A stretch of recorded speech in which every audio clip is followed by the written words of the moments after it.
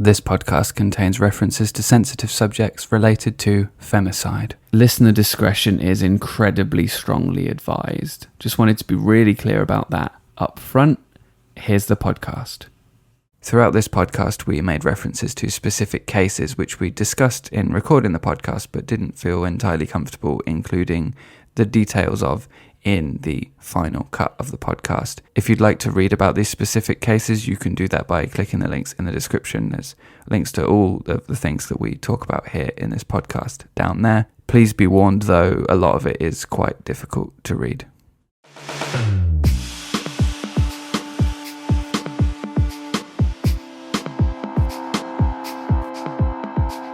You're listening to the Andey Fellows Channel podcast. This is a very special episode of this podcast because it's going out publicly. Normally, this podcast is available to patrons exclusively. So if you like what you hear today and you want to hear more from us, then you can do that by becoming a patron by clicking the link in the description below. As ever, I'm joined by my co-host, Rosa. Hi. Normally on the channel, the thing that I say is I talk about destructive cults, damaging norms, and just generally bad ideas. And the topic for today's conversation, I feel, really comes under damaging norms and bad ideas, although it's principally damaging norms with bad ideas sort of sprinkled in. But it's particularly important at the moment, I think, because here in Mexico, where we're based, there's something going on in terms of feminism, in terms of the safety of women. And so really it's the right time, I think, to have this conversation. And I wanted to really unpack what's happening here in Mexico for those people who aren't aware of that. And then I wanted to have a little conversation on what it comes down to when you break it all apart, when you examine what's going on here. Where is it coming from? Can we trace the extreme things that are happening back to something which is perhaps down to mindset, perhaps down to the way that individual people are living? Obviously, in that premise, you can hear that I'm already fairly sure that that can be done. But let's go back to the beginning a little bit, talk about what is actually happening here in Mexico at the moment and where it all started. Would you like to just tell us a little bit about where this whole thing started? Like, what is it that's happening here in Mexico at the moment, and where did that start? Okay, it started... me as a civilian started to hear this in 2005. There's a city called Ciudad Juárez, Chihuahua, and this city is in the north of the country. Since 1993, they had discovered the corpses of women, young women, and also working women. Christ. Yeah, they had discovered the corpses that had been brutally murdered, raped, and they had no answers to what had been the cause. And the families were just finding out after years of having this women disappeared from their houses. And I started to hear this in the news just in 2005. But this was not a very close issue. And I might say that when you're not in the place where things are hot precisely, you feel like it's very far, even when it's your own country. You think that it can never happen to you. You think that everything's okay. They were isolated cases. And yeah, you feel very bad for the families. But at the same time, you think, okay, that's not going to happen to me. That's never going to touch my family. That's never going to touch the people we know. I mean, it's easy, isn't it, to, if it is far away, if you can think of it as an isolated occurrence, what you say is true. You can go, oh, that's a shame. I feel bad about that. I'm sorry they're going through that. And then you just move on with your life. So it started in Ciudad Juárez, Chihuahua. It was 370 corpses found. Christ. Between 1993, 1993, you said, yeah, and 2005. Fucking hell. And you would think that it might stop there. You would think that, okay, it happened, it was horrible, but it was a period of time. Perhaps, I don't know, serial killer, a gang that was doing those things. It's quite a prolific serial killer to get 307. Of course, but I don't know, like I'm used to so terrible stories from all around the world that it would come to mind. But from 2006 to 2013, almost 3,000 women died. Across the country? Across the country, yeah. In 2016, 591 women were killed. In 2019, 240 women died of femicide. 618 victims of murder, which wasn't femicide. How do they differentiate between femicide and murder? Do you know, where the line's drawn? The difference between femicide and homicide is that femicide is the murder of a woman for being a woman. Okay. I've read in different places that the femicide is especially a hate crime.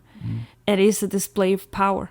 Okay. The way that is done is that the woman is brutalized and mutilated in their sexual organs, or raped or humiliated before she dies or after, desecrating the body. I'm just paraphrasing Diana Russell. Femicide is the killing of a woman by a man because she's a woman. It's an intended act because she's a woman. That's why it's being done. It's part of why it's being done, presumably.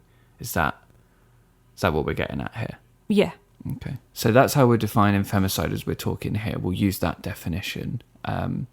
And so it kind of kicked off in Juarez, became more widespread and worse by the sounds of it, until, did you say 2016?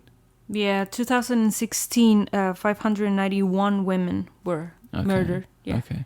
So from that point onwards, from what I know, looking at it, it's got worse and worse. Exactly. Up until, I don't know what the stats are for this year so far, but last year it was at an all-time high. Okay, yeah. In 2019, 1,006 women died, victims of femicide, 580 more than in 2015. Yeah, so it's more or less doubled. Exactly, doubled.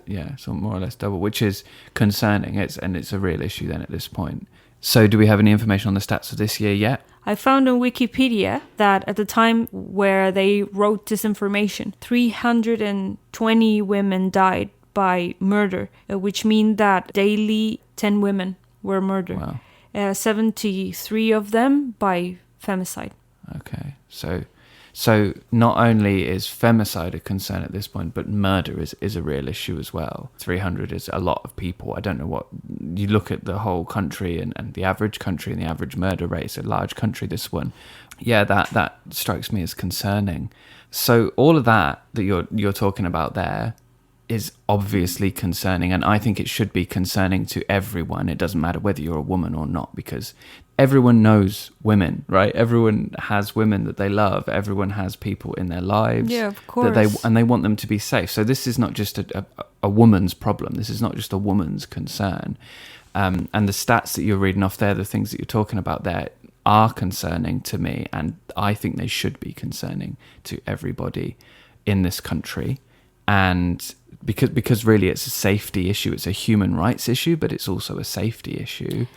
And so really what you described there, the stats, that and several prominent cases, and I'm speaking from what I know here, having followed this a little bit over the last year or so, unimaginable pain that these people have been through there in all three cases. And so I think really that shows the importance of this conversation, the importance of more people sitting down and saying, right, we need to talk about this issue of the safety of women in Mexico.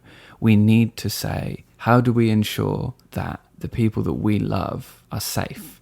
And I have heard it said, I know you were watching a video the other day that I kind of heard as I was doing something else, and the women, and maybe you could give me the link for that and I'll put it in the description if you know what that video was. Yeah. It was saying that the level of support that the men are giving the women in their lives on this is like, well, you know, make sure you back up before dark, or don't walk home alone. And that's the level of like support that they're giving, which is on one level, it's like, it's good that you care, and there's not much more you can do on like a moment to moment basis, like making sure that, you know, like making sure that you let them know you were home safe, and things like that. Like, obviously that's a part of it, but personally, I think this goes deeper than just the way that you care for the people that are in your life and their safety. I think it goes down to the way that men and women see women. I think it's about the central issue of a woman's place in society, a woman's value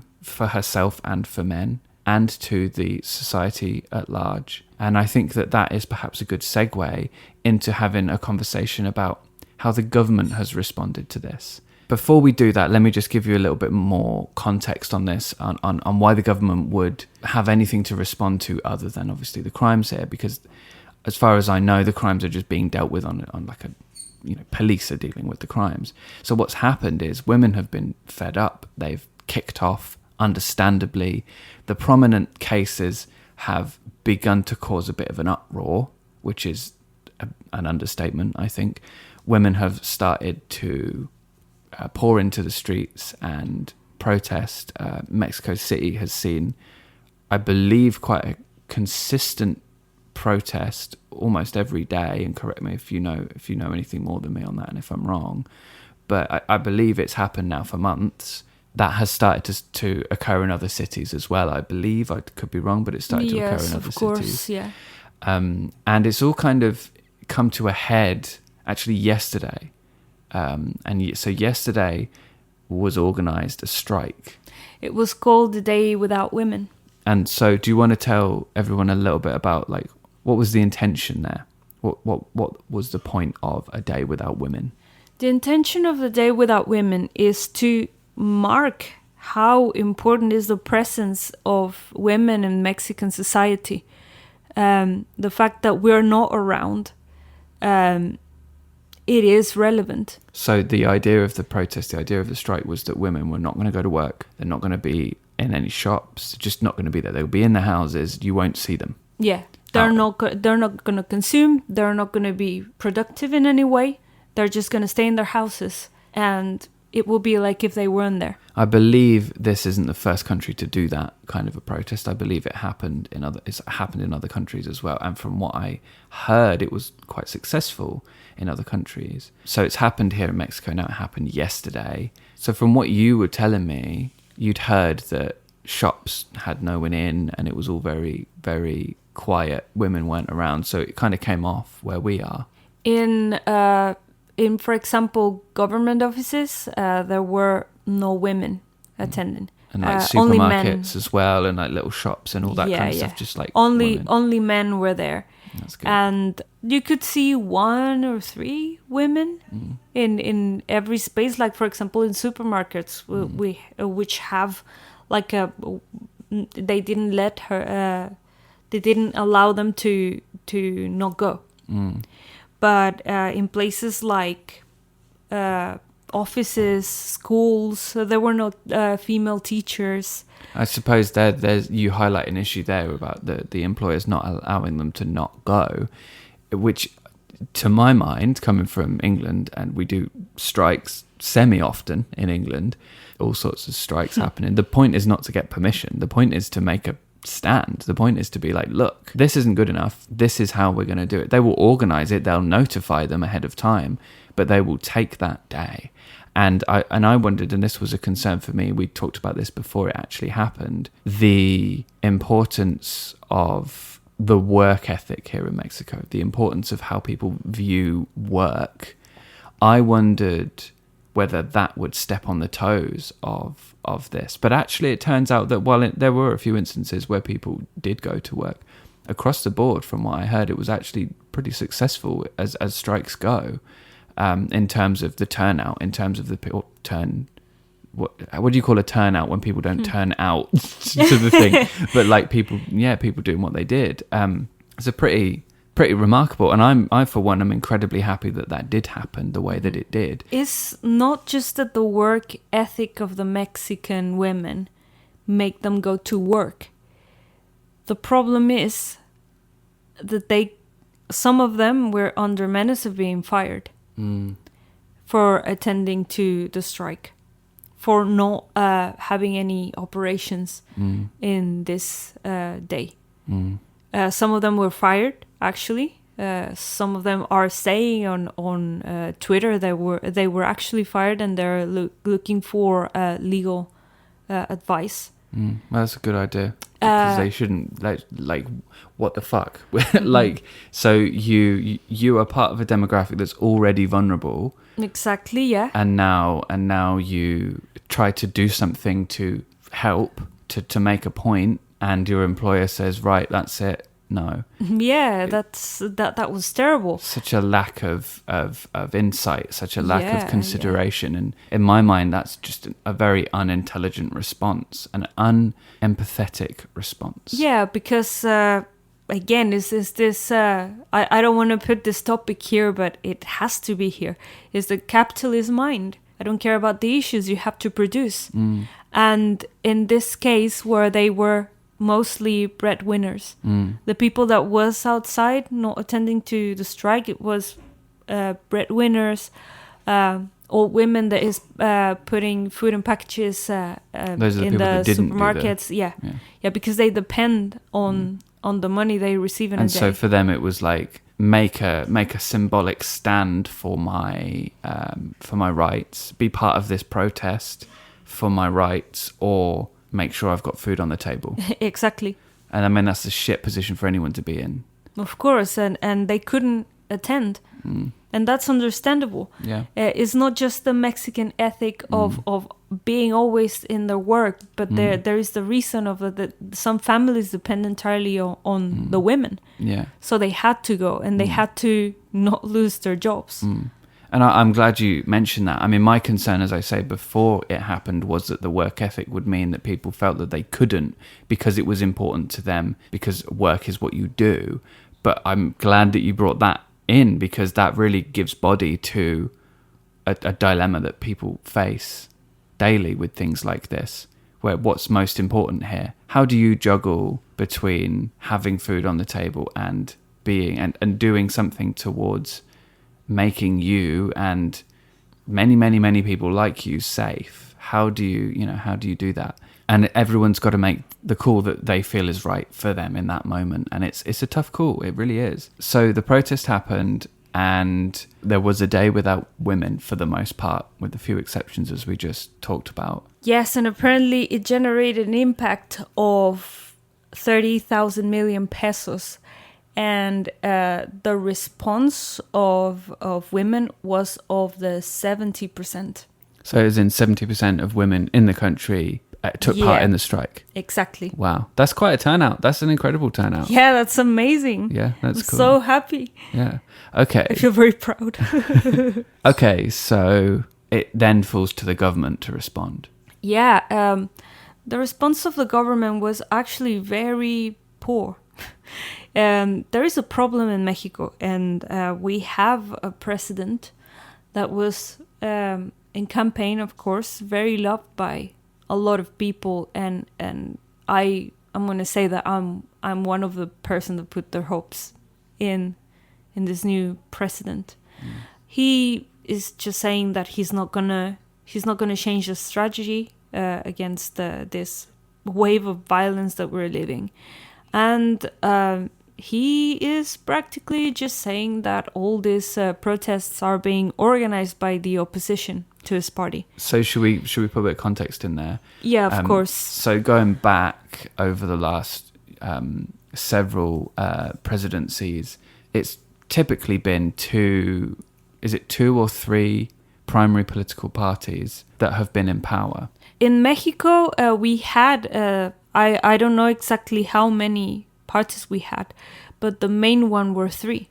And in these elections, we had four parties that were like the official parties, so like with viable candidates. Yet. The normal three plus this new one. Exactly. Okay. But this guy's run before. This is his third time running? Yeah, he ran for one of the main parties of before, the PRD.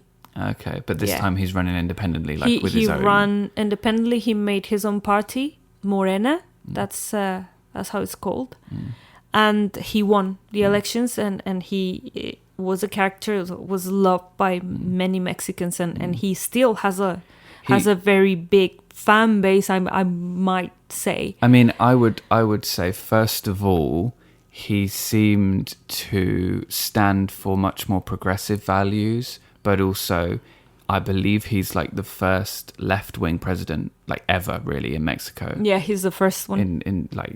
So he showed a lot of promise, and he was providing the working class with a voice that they didn't have in the government, I think, in previous election cycles. Based on what I know as an outsider, this is what I see as someone who's come to the country and has seen these things.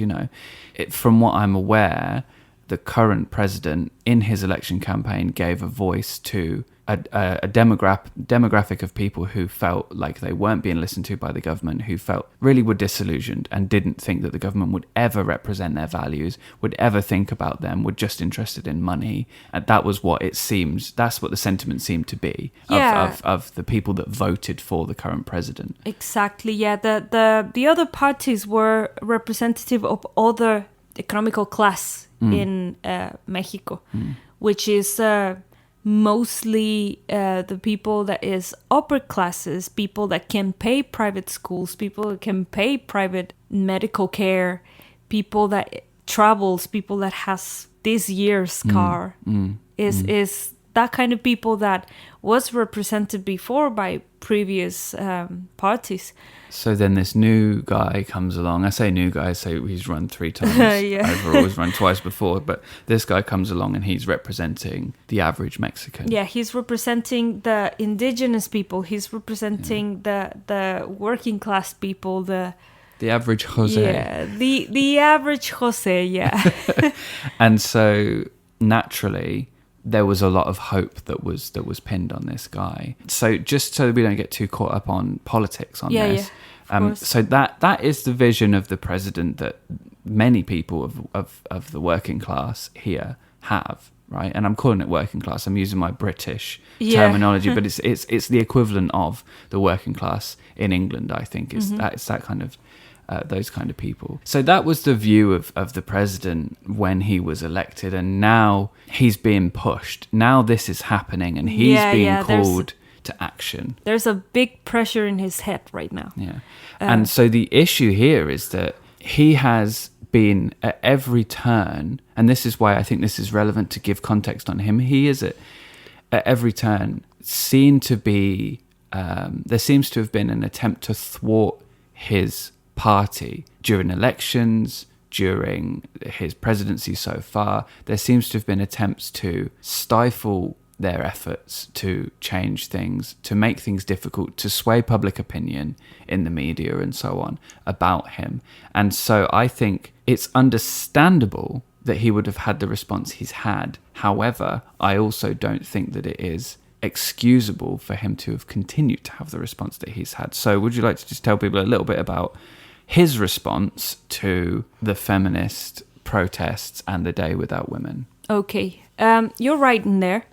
He has had so many attempts to make his presidency look bad during the period that he has been the president of Mexico.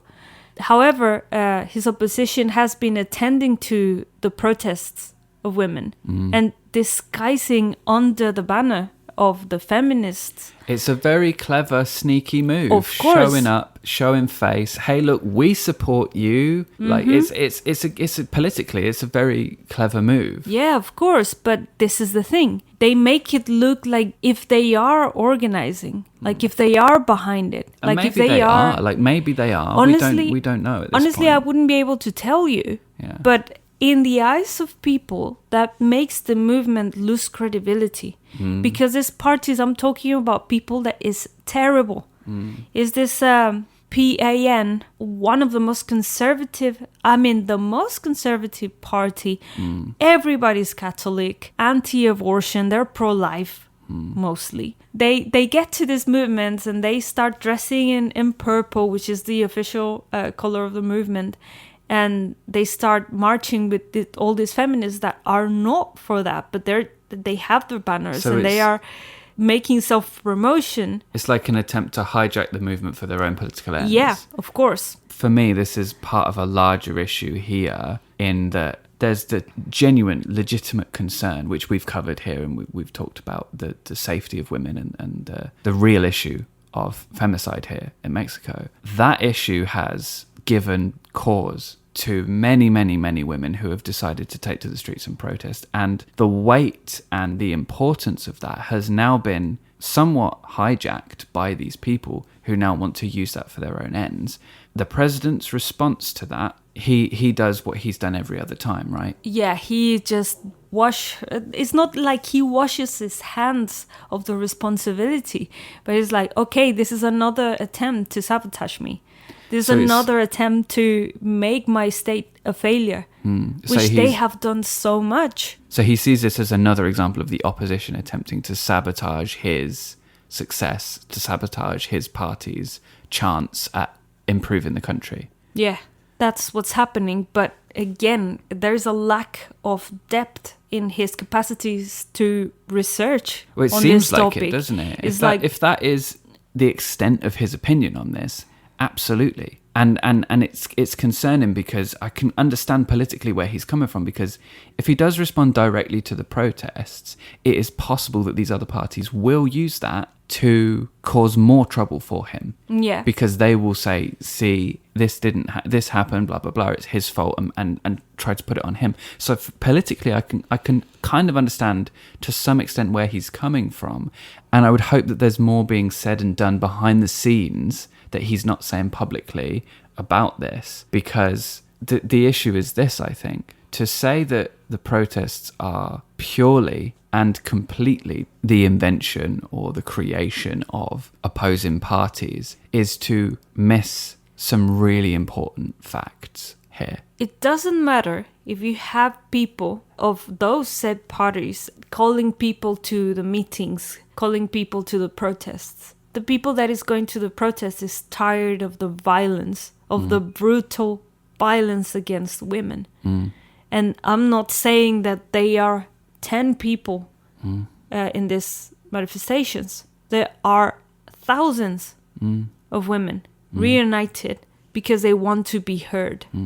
And so, as we said, this has been happening for quite a while. There was quite early on, there was a little bit of a thing that happened where some protesters put some glitter on an official. Yeah, the revolution of the glitter. They got so tired of what was happening, and these people, agents of the government or offset parties, I wouldn't be able to tell you precisely who he was, but there was this mansplaining and telling them what to do in the middle of the protest. They got tired and dumped glitter, caked them on glitter.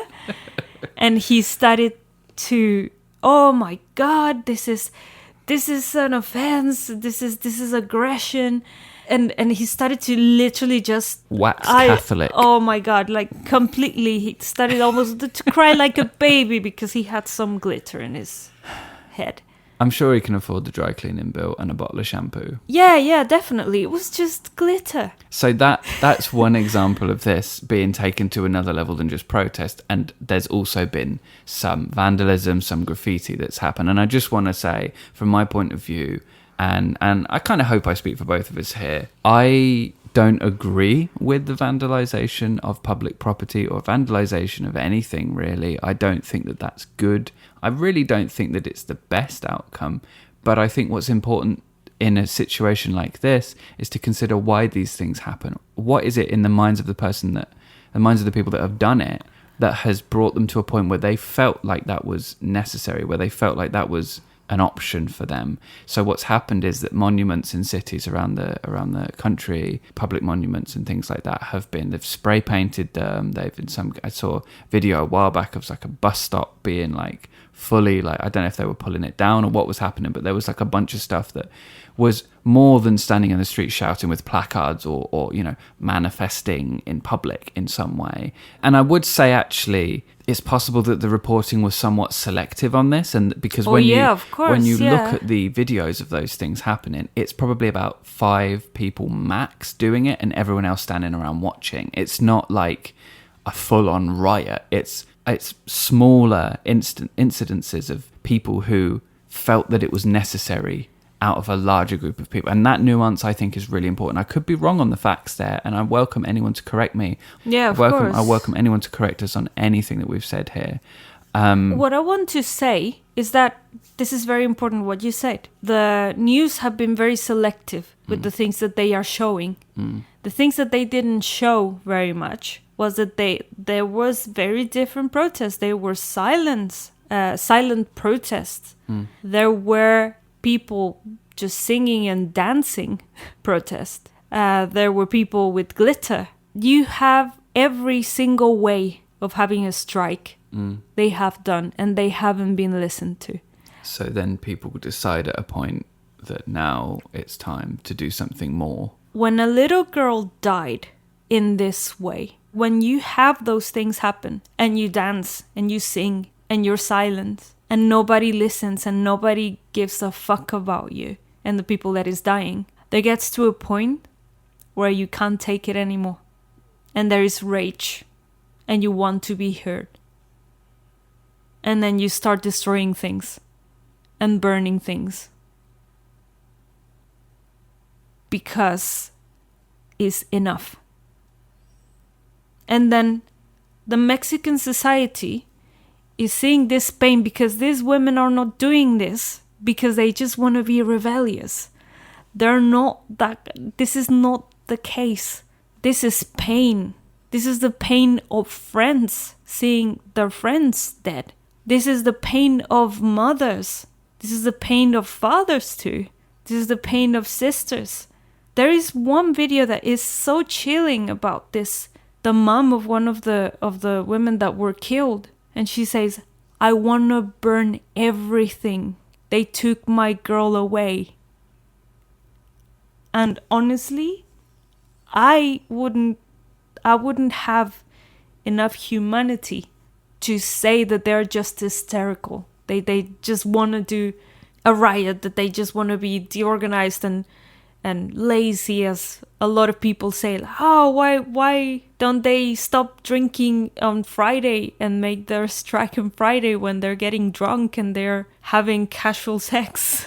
And that kind of ties into the next point there, which is, what's the response of the people been? The response of the people has been completely divided. You have women completely with the movement, understanding this, and I'm one of those people. I say, okay, I wouldn't be one of the ones that go there and destroy a monument or paint the monument or burn an office, but I can completely understand why some of them would. Because they have lost a sister, because they have lost an auntie, because they have lost a grandma, for God's sake. And that kind of pain of not being listened, the fact that you're seeing the president saying, oh, it's the opposition, and everybody telling you that, oh, it's their fault because they were in the streets wearing high heels and a little skirt. What was she waiting for? Why was she there?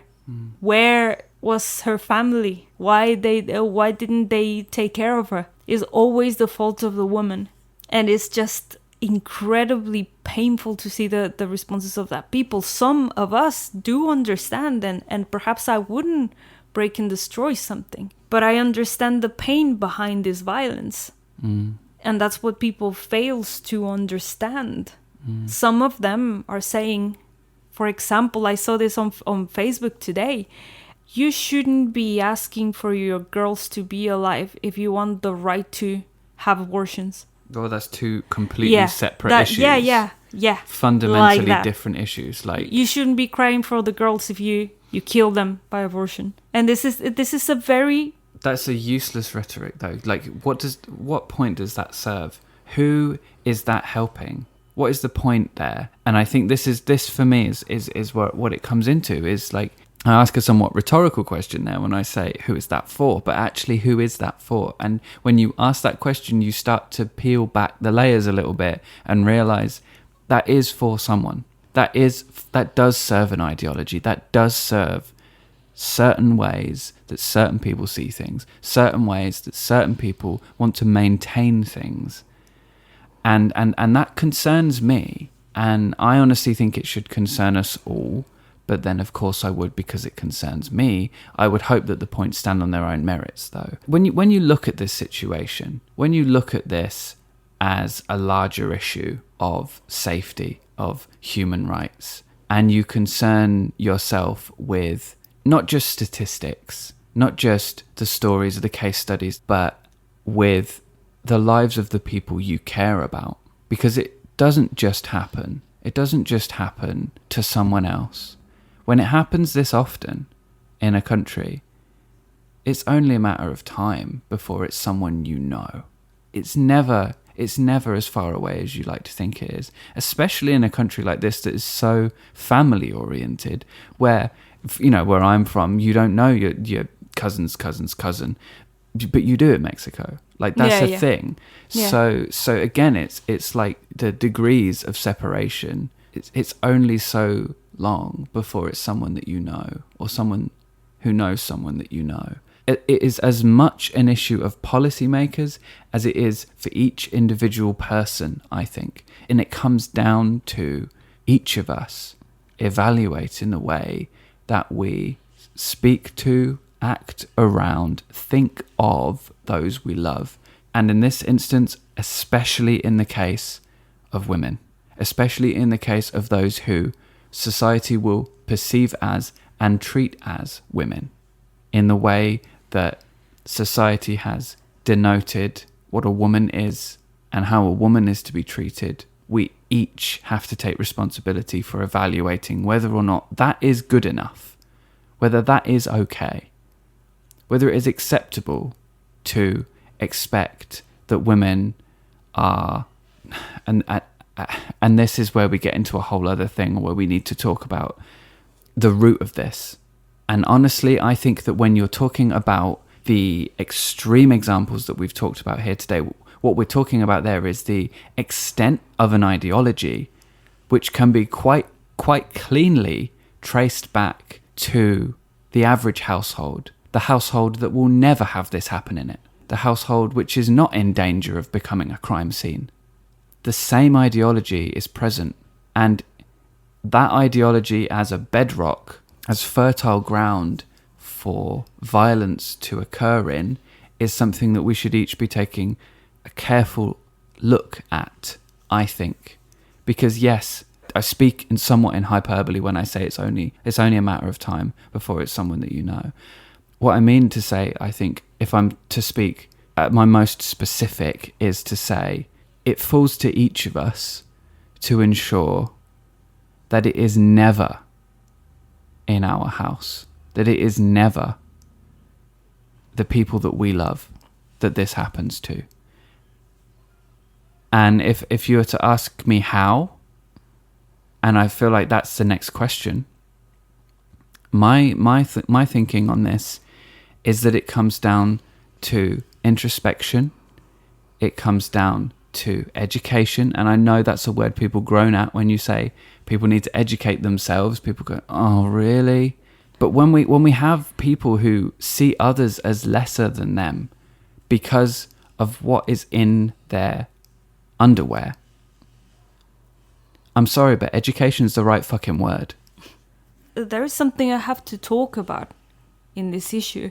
Yesterday I could see a video of a man making fun of the women and the strike. Just taking a video of them, of their faces, laughing and throwing them kisses. They got to a point where they took the cell phone, threw it in the street, and this man was going to try and hit them. And a lot of women, like 10 or so, went and kicked him because of that. Chased him away. Mm. And this is the thing. They try to make this a ridicule.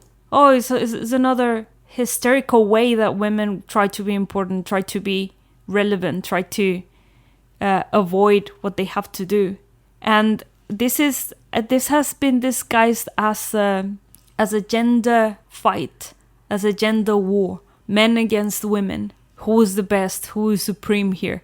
And men feel menaced because they think women want to make them irrelevant. They think women want to get to their places and behave like them and be super powerful and never need them. And I don't know, a fantasy of an ideology. I wonder if some part of that is in, like, what if we don't need men? Like, I feel like that's like a fear for some people of like, well, what if we don't need men? And it's like, well, if women do this, and then what are the men for? But I have to say, what you described there and what I was just saying comes down to a central point. And this is, and I know that anyone listening to this now who's listening to this and who isn't reading Spanish subtitles, which I hope we'll have on this, you're going to be pretty familiar with the term I'm about to use if you know anything about feminism. But in Mexico, there are a lot of people, as far as I'm aware, who really have no understanding of feminism. Feminism has arrived late to Mexico, and this,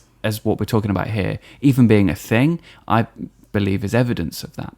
The term that I would use here is male privilege, and that is not a term I'm wielding to attack men. That's not a term I'm using to have a go or to make men wrong or bad. And if you hear that word and that's what you think, then it may just be because of the anger with which it is sometimes said. So please hear me out when I now illustrate what I mean when I say male privilege. In a country like Mexico, where a woman walks down the street and is worried that she will be attacked, kidnapped, raped, killed, and the risk of that happening is greater because she is a woman, to where a man can walk down the same road at the same time of night alone and maybe not feel completely safe, but feel somewhat safer, just because he was born with a penis, just because he looks to the world like a man. That is an example of male privilege. And when women see continuous examples of threats to their life and threats to the lives of people like them around their country and around the world, and they are moved to protest, and they stand in the streets and they shout, or they stand in the streets and they're silent, or they, in some instances, as was the case yesterday here in Mexico, disappear from the world for 24 hours. And the response of the government, the man at the top who is charged with protecting all of that country's citizens, says, this protest can be explained away by the actions of powerful men that don't like what he is doing. Giving lip service to the plight of these women insofar as saying we're going to do this, but we're going to keep doing this the same way we've been doing it, without really seeming to care. I'll be honest there, that is what I have interpreted from what I've seen from what he said. It doesn't seem like he cares enough about this. That is an example of male privilege. Because the man here has explained the woman's actions away with the actions of other men. It's almost as if it couldn't possibly be women that have done this. It couldn't possibly be that there's something wrong here and that women need to be listened to. It couldn't be the case that this whole thing has been done by women. No. It has to be other men. That is an example of male privilege. And when women are out on the streets and they're protesting and they're trying to be heard, and men come up to them with their mobile phones, with their cell phones, for my American friends, film them, laugh at them, make jokes about them. That is an example of male privilege. And let me explain why that is an example of male privilege. Because they are not standing there because they fear for their lives. They are standing there because it's a bit of fun, isn't it? They're standing there because let's go and see what these feminists are up to. While the women are there because they want to stay alive. That is an example of male privilege. So if you're wondering, what is this male privilege thing I keep hearing so much about? Why are people so angry when they say male privilege? Think through those examples I've just given you here. That is why they're angry. And I honestly think they're justified in their anger. I don't think it's good enough. And I hope you agree. I don't think it's good enough that women are being killed, that women have to feel unsafe because they are women. I don't think it is okay that the most important person in the country feels comfortable in seeming to care so little about this. And I could be wrong on that, but from what I've perceived, that is the case. And equally, I don't feel that it's okay for people to mock other people. Doesn't matter whether they were born with a vagina. It doesn't matter whether they are a woman or not. That people feel it's okay to mock another human who is doing their fucking best to make a difference so that people like them can stay alive. I don't think that's okay, and I would hope that you, in listening to this, will agree with me on that. Because this, in my mind, as I've said several times before, is a human rights issue. Yes, we're talking about femicide. Yes, we're talking about women being safe. But those women are human. Those women are people. Just like the men who are doing those things to them. Just like the men who aren't doing those things to them. And all those people are deserving of the same rights.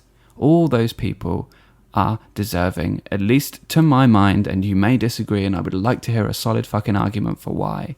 But I believe that all of these people deserve to feel safe in the street.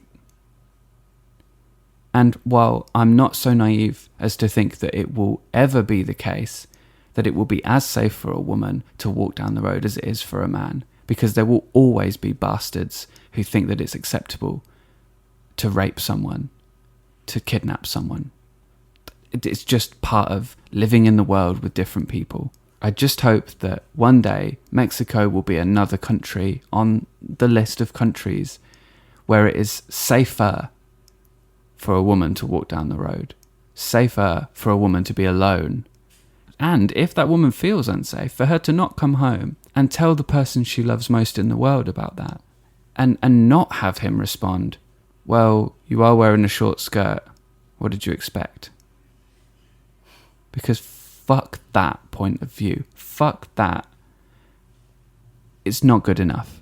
Men can do better. When we think of what it means to be a man, what do we think of? And I'm directing this question mostly at Mexican men who may be reading the subtitles on this right now. And I do wonder whether there will be many, but I hope that there are a few. When you think of man, what do you think of? I think that is a question that we need to be asking ourselves, because if what it means to be a man for you encroaches on the human rights of another person, then you're not only deciding what it means for you to be a man, you're deciding whether or not someone else gets their human rights respected. And that, if you've ever heard the phrase, your freedom to swing your fist stops at my nose, is exactly where that applies. I don't think that these qualities are really in any way gendered, but if I was to look at a man that I admire and I was to pick out qualities that that man possesses, I would look for, are they a grounded person? Are they able to deal with their emotions like an adult? Are they able to handle jealousy and not let it take control of them? Are they able to handle emotions like anger and not let those things take control of them? Are they able to regulate their emotions, really, is what I'm saying? Are they able to take control of the situation internally rather than attempt to exert their own sense of entitlement to control over the environment and the people around them? Are they able to govern their own internal world? Are they around people in a role of perpetrator, of entitlement, of deserving, or are they in a role of protectorship, of guardianship, of care, of understanding? These are the things I look for. When I look at men that I admire, these are the things that I find. I would implore any man hearing this now to look inside themselves at what it means for them to be a man and ask themselves, do those things encroach on the human rights of another person? If someone else felt that what it meant to be who they were encroached on your freedoms as a person, how would you feel? Are there ways that you can be who you feel you should be while respecting other people, while giving other people what you would like? And I need to add as well, one final comment to this. You may well have been born with a penis, but that does not mean that you are entitled to treat people as less than you. And that is not pleasant for people to hear. That is not a comfortable realization, because we have been told, not explicitly, but implicitly, day after day, that by being born with a penis, it means you get certain things. It means you are certain things. It means you can do certain things. And in cultures like that of Mexico, and either widely spread or in pockets, the pockets that I've experienced, I can say that I have experienced that there is a degree of entitlement from men, a degree of women should do things like this so that I am happy, and then everything will be okay. But if they don't make me happy, then there will be problems. I have to ask, is that good enough? Is that the best way we can be? Can we do better? Can we be better? And I wonder if people are asking themselves now, what is the point of all this, and what does this have to do with femicide? What you see when you see these violent deaths of women is the extent. You see what we can call misogyny, what we can call male privilege, plus other things ramped up to their extreme, to the point where people have died. What I argue for here is to look at it at home, to look at it before it gets to a point where people are dying, and question whether or not there's another way we can do things, whether or not there's a way that each of us can be better for the people around us, can make those people feel safer, can make those people feel heard, can make those people feel like they are equal. That, I think, falls to each and every person. And in this instance, most specifically, men. When a man chooses to give up some of his male privilege, he takes a step towards making the world a fairer place. When a man decides to care about the well-being of those around him, even if it is at his own expense, even if it is at the expense of his own comfort or safety or stability in some way, then he is making the world, his home, his country, a safer place for the people that he loves and for others like them. Thank you for coming to my TED Talk. Wow. Sorry, I just kind of went, I kind of went for it, but yeah, no, I the thing is with it is it fucks me off that people feel like it's acceptable to treat people as lesser because of any like I can't think of a reason to treat someone as lesser. And it annoys me even more when people treat someone as lesser because of something that they can't fucking help or shouldn't even want to help. Like, why would you even think of that as something that needs to be helped? I'm so sorry I was born with a vagina and breasts. I'm so sorry I'm a woman. Why would that need to be helped? And why does that make someone lesser? It doesn't. There's just nothing supporting that. other than tradition, other than unexamined ideas that deserve to be examined, especially now when they're causing so much fucking trouble. When I see, as a person of this country, when I see this kind of acts happening, this femicides occurring with such brutality, when I see how people say, well, those are not ways. You're not gonna change everything with violence. You're not gonna change the world by painting a monument and putting all your feminist uproar in paint and destruction. When I hear all of those things, or the fact is that a woman is raped is justified because of how she was dressing, or because she was walking in the night, or because she was being flirtatious with another man that wasn't her partner. And even that, let's be clear, if you flirt with someone, if you're flirting with someone who isn't your partner, that doesn't mean that your partner can take out their emotions on you. You can get as jealous as you want. You can allow that to happen. You can break up your relationship. You can even yell like, why did you do this to me? You can feel whatever the fuck you want to feel. But from there to killing someone, Yeah, there is a big space. mm-hmm. And yeah, I totally agree. And I think that really with that, it's the same thing as, like I say, with a child. Like, it's a failing. It's a failing on the part of the person who has done the violence, in this instance, the one who was being violent, you know? It's a failing on that person's emotional regulation. It's a failing of that person's capacity to do better. I'm aware there are a lot of nuances here. I'm aware that mental health definitely muddies the waters on this a little bit, and there will be some people who don't have the capacity to regulate their emotions. And there will be instances where people, and maybe this one we talked about today, where this person was undetected by a mental health system that is woefully inadequate to deal with the demands of someone who may not be able to regulate their own emotions, and thus is a danger to other people or themselves.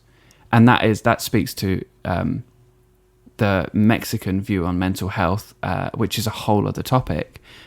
That is a nuance that I think we would be remiss if we didn't mention here. But still, at least in some cases, and maybe even the majority of cases, what you have here is a failing on the part of the person to not regulate and process their emotions in an adequate way. It's not her fault. She didn't do that. He did that. He failed himself and her. That's an extreme example, but like in the house, in a day-to-day, someone gets angry. Oh, you made me angry. No. Split this apart a little bit. There's stimulus and there's response. You are responsible for your response. Again, there is some grey area there for mental health and emotional regulation in certain conditions and so on and so forth, but you are responsible for your response. You're not responsible for the stimulus. You're not responsible for what they did. They're responsible for that. But you can choose how you respond to it. And again, it's not always that simple. But in some, if not most cases, you can't just go, you did this. You see what you made me do. Fuck that. It's not good enough. It is abusive and it needs to stop. Completely with you on that. And the point that I was going to do... Sorry. The point that I was going to do is that when I see all of these things happening, when I see all of this horrible violence, all of these people justifying the fact that women were raped, or saying that that's what they get for behaving the way they do, or having the freedoms they have, or because they're not obeying a certain standard. This makes me think there's a foundation to all of that. And Mexico is a Catholic society, we like it or not. And I don't want to do proselytism because I am not a Catholic person. I am somebody that left the religion at the first point that they could leave it. At the first moment where I thought, you know what, this is not for me. But these religions have foundations also in themselves. If a woman came from the ribcage of a man, well, it's part of me. So it's not an individual. It's not an individual herself. It doesn't have a proper identity. It's something that came from me. Is a derivative. Therefore, it's mine. I can do whatever I want with it. I can direct the way they behave. I can condemn. I can give their place, take their life. I can do whatever the fuck I want with her. And those are foundations of a belief system of the society which I'm part of. Is also the big adoration to the mother figure of Mexican culture. And I'm going to go against it because I feel like I have to. There is an adoration, there is a deification of the figure of the mother. And everybody should attain to that standard of a mother, of the caregiver. You should sacrifice yourself and be happy because you got to sacrifice for other. Because that's admirable. Because that's the goal. Because being a mother is a goal too. And this pristine figure just leaves aside everything that is in the human experience. A lot of people want to be mothers too. A lot of women want to be mothers, but a lot of women want to be explorers, seducers. They want to be architects. They want to be geniuses. They want to be scientists. They want to be so many things. They want to create other things that are not just babies. They want to have this integral life for themselves. And there's a myth of the mother figure. And if you don't abide to that project of a society that you're an outsider, then you deserve everything bad that happens to you. You made it for yourself. That's something that grandmas told us. You struggle. Oh, you're living a different lifestyle. You found that for yourself. You did this to yourself. I also had this little chat with you about this. And you said something that really caught my attention. It's very interesting how in a culture, the figure of a man is the head of everything and is the measure of everything. And at the same time, is so sheltered. They care too much about men not getting angry, about men not thinking certain things. They really pamper the figure of a man, and that happens in a lot of households. They expect the women to wash the dishes, to do everything, to take care of the house, take care of the kids, take care of everyone, because that's her place. And there's no help. Don't ask that to your brother, because your brother is a man and he needs to rest, and he doesn't have to do the dishes. You have to do them for them. You have to cook for him. You have to do those things. And there's a lot of women that went through it in this country, and so many countries too. And those are little things that created like this weird duality between the man that is the one that is capable and deserves everything, and this emotional baby that you need to be taken care of, that, oh, he doesn't like the way you think, you should shut up. Because they're there. Because their opinion is very important. And that just happened in this society. I'm so sorry if you're a Mexican man and you're listening to this. I'm not trying to offend you. But there are things that happen here and you are a witness to it. And a lot of you have benefits with it. And it's this figure of a mother, of a mother that is deified. And there is this figure of the man that is a king and at the same time a baby. And there's this conjunction, this religious mythos of the woman being part of a rib cage of a man. Therefore, it's not exactly a human completely. And which defies science, by the way, because if you took a rib, I saw this on Twitter earlier, if you took a rib from Adam and made another human, you just make Adam again. Yeah. That would be the only source. You would just get another Adam, so doesn't even work. Yeah, and this is this weird, mysterious, divine mythos that subconsciously permeates the culture, like it or not. And the macho, the Mexican macho, the one that works and drinks and is a womanizer and will be a wreck from time to time, but always comes back home to be taken care of. Is this weird? Like, and as I say, when I see all of this violence, I also see the foundations and little details that I wouldn't have complete time to number. But all of those give us structure to the peak of the iceberg. And what we have to do together, men and women, start deconstructing all of that. See what's true, see what needs to stay, see what is like putting us in a I don't know, in a cage where we can't express who we really are. And see each other as what we are, just humans trying to make it in the world, try to survive the weird chaos that already is there, because that's part of life, chaos. I don't see this as a war of the genders. I see this as an opportunity to fix a problem that has so much years there. Getting stagnant, stinking to the point where no one can ignore it anymore. And I'm saying this to foreigners, and I'm sitting here talking in this language which isn't even mine. Because even though this is a second world country, there is the belief that in first world countries, you have nothing to do. That women are completely free, and that's not true. They have other kind of cages. They have other kind of things that have been taken from them. And they are so subtle, you would never notice.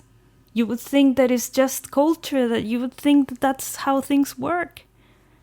But then you see these girls in first world countries starving. You see in first world countries, and I don't want to condemn this, of course. I don't want to condemn anyone who has had these changes of appearance.